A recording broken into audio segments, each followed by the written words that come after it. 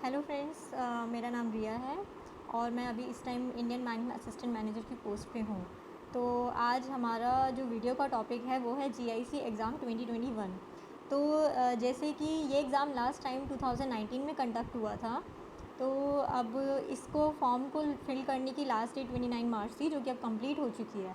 तो अब हम लोग ऐसे ही होता है, अब हम फॉर्म तो भर चुके हैं। अब तो सबसे इम्पॉर्टेंट क्वेश्चन आता है कि ये एग्ज़ाम है क्या एक्चुअली, इसका सिलेबस क्या है, इसका पैटर्न क्या है और इस एग्ज़ाम को क्लियर किया जा सकता है। जैसे कि एग्ज़ाम अभी मई में कंडक्ट होना है, तो क्या 1 मंथ सफिशिएंट है इसको क्लियर करने के लिए। तो देखिए, सबसे पहले इंपॉर्टेंट बात होती है कि आपको किसी भी एग्ज़ाम को क्लियर करने के लिए सबसे इंपॉर्टेंट है कि आप उसको जानें कि वो चीज़ है क्या, उसके अंदर है क्या क्या। तो आइए एक नज़र मारते कि ये एग्ज़ाम क्या था।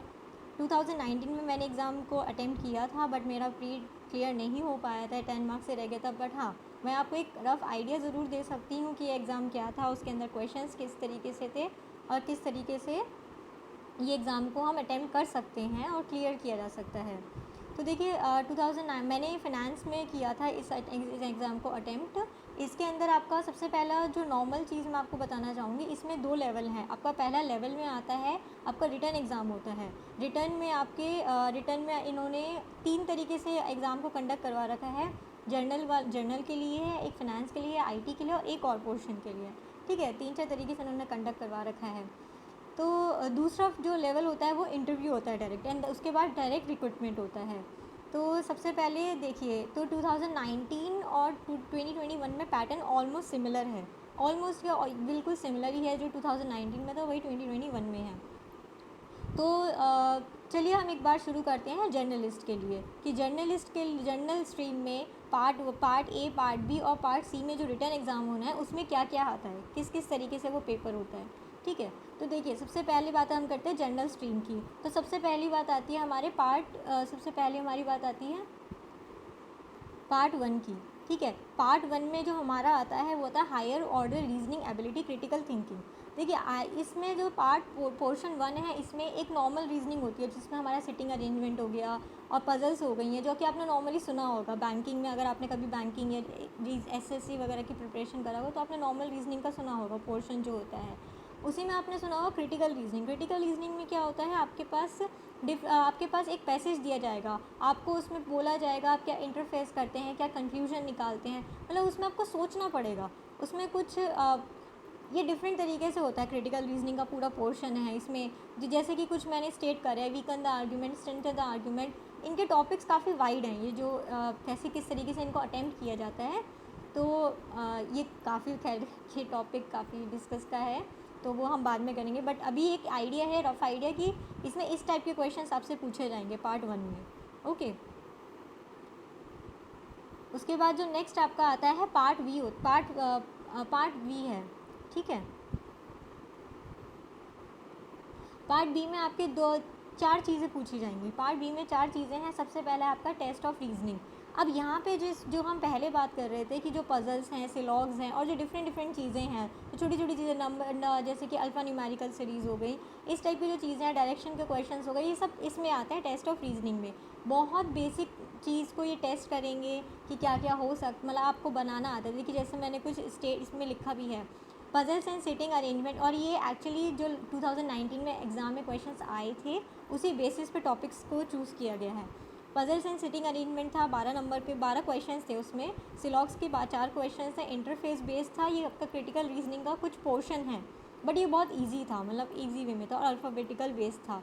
ठीक है, अभी आपका ये पोर्शन ईजी था, कंपैरेटिवली ईजी था, आपका डिफ़िकल्ट नहीं था। मतलब पजल्स क्लर्क लेवल की थी। अगर आपने कभी बैंकिंग के एग्ज़ाम्स की प्रिपरेशन कर रहे हो और इस तरीके से आपने कभी सुना हो, तो क्लर्क लेवल का एक पेपर था जो इसका रीजनिंग का पोर्शन था।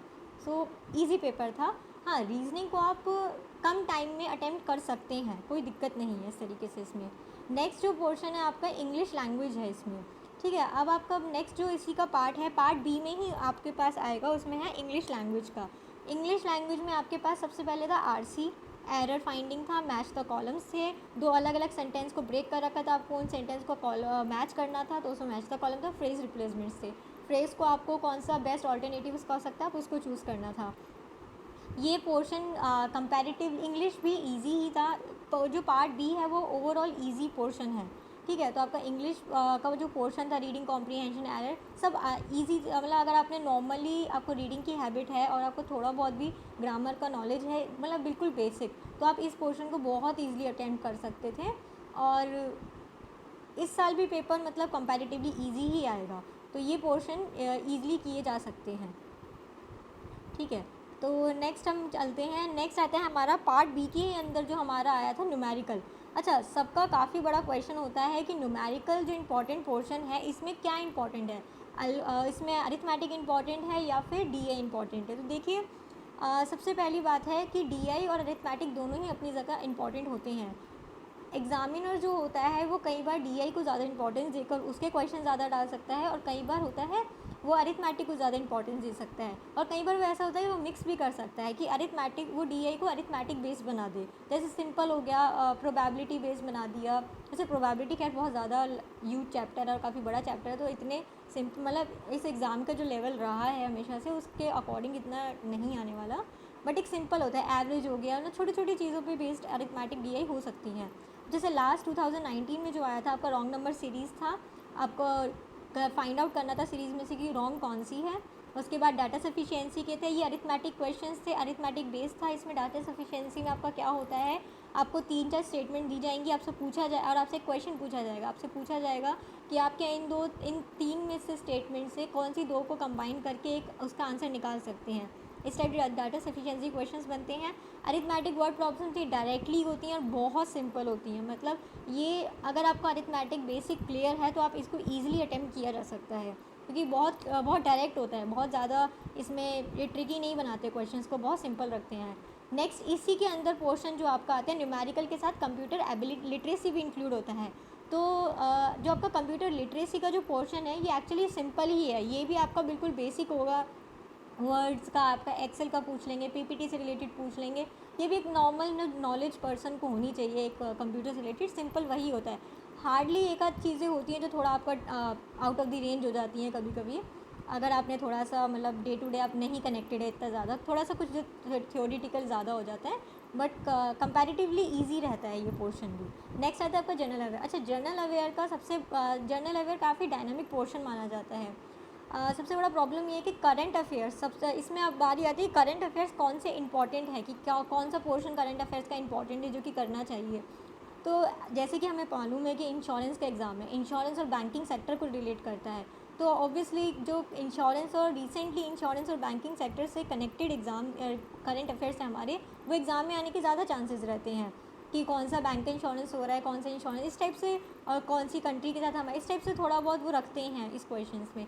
नेक्स्ट आता है स्टैटिक जीके। स्टैटिक में वो आपका इंश्योरेंस रिलेटेड नहीं होता है स्टैटिक, बट हाँ कुछ कुछ नॉर्मल स्टैटिक हो सकता है। मतलब स्टैटिक में एक जो नॉर्मल बैंकिंग के एग्ज़ाम में स्टैटिक पोर्शन होता है वो इस एग्ज़ाम में आप देख सकते हो, मतलब कुछ डिफरेंट नहीं आएगा, बहुत ज़्यादा अलग नहीं होता। तो ये एग्ज़ाम भी मतलब ये वाला पोर्शन भी ईजिली डूएबल होता है।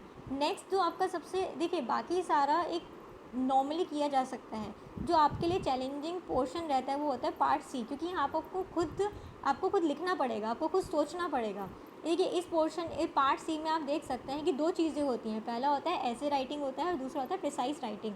ऐसे राइटिंग में आपके पास 2 टॉपिक थे जो पिछली बार टॉपिक आए थे हमारे पास, थे मिसकंसेप्शन अबाउट इंश्योरेंस और how NRI contribute towards economy. आपको ये ऐसे 250 से 300 वर्ड्स में लिखना पड़ता है इस ऐसे को, और इसके बारे में पूरा मतलब जितना अच्छे ईजिली आप अच्छे वर्ड्स में डिस्क्राइब कर सको, तो उसी तरीके से होता है, आपको नॉर्मल ऐसे लिखना होता है। नेक्स्ट आता है आपका प्रिसाइज राइटिंग। प्रिसाइज में आपको क्या दिया जाएगा, आपके पास एक प्रॉपर पैराग्राफ गिवन होगा जिसको आपको शॉर्ट में करके लिखना पड़ेगा। इट जस्ट लाइक समरी बना रहे हैं आप किसी चीज़ की, तो उसमें भी आपको 2 टॉपिक्स होंगे जिनमें से आपको कोई एक चूज़ करना पड़ेगा। तो इस तरीके से यहाँ पे आपकी राइटिंग स्किल्स बहुत मैटर करती हैं कि आप कितने अच्छे से अपने वर्ड्स को डिस्क्राइब कर पाएंगे, कितने अच्छे से लिख पाएंगे, क्योंकि ये पोर्शन काफ़ी वेटेज रखता है। ये 30 मार्क्स का है आपका पोर्शन। तो हाँ, 30 मार्क्स काफ़ी इंपॉर्टेंट होते हैं। अगर आप यहाँ अच्छा स्कोर करते हैं तो आप बाकी पोर्शन को इंक्लूड आराम से कर सकते हैं मैनेज। ओके, सो ये हमारा था एक जर्नल के लिए, जो जर्नल के लिए हमारा part A, part B, part C में था। कि आपके लिए कैसे कैसे किस किस तरीके से इसका वेटेज था। अच्छा, जो भी जिसका भी इतना मार्क्स का वेटेज है और नंबर ऑफ़ क्वेश्चंस वो उनके आगे लिखे हुए हैं, आप एक बार इस पे PDF को दोबारा से देख सकते हैं, ठीक है।